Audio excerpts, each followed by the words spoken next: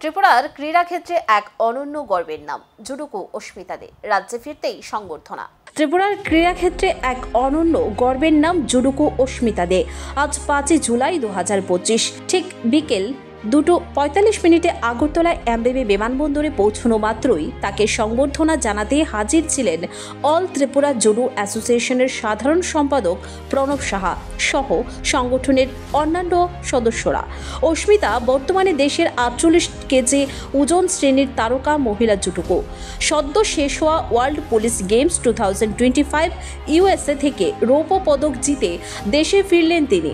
এর আগে তিনি 2025 সালের জাতীয় গেমসে স্বর্ণপদক, কুয়েত এশিয়ান ওপেন চ্যাম্পিয়নশিপে স্বর্ণপদক এবং কমনওয়েলথ জুডো চ্যাম্পিয়নশিপে রৌপ্য পদক জিতেছেন। এছাড়াও তিনি জাতীয় ও আন্তর্জাতিক টুর্নামেন্টে বহুবার পদক জিতে রাজ্যের মুখ উজ্জ্বল করেছেন এই তারকা ক্রীড়াবিদ।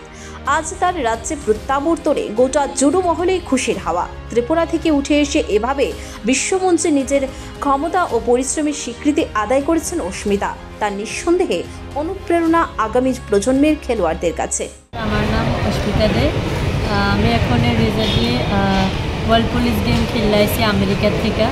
তো ওইখানে আমি সিলভার প্রাপ্ত করছি।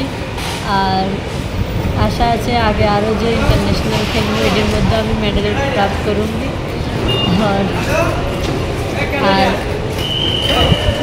নেক্সট অলিম্পিকের লেগেও তৈরি করতেছি এখন।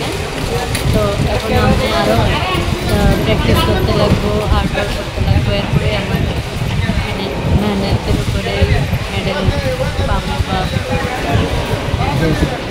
আশা আছে।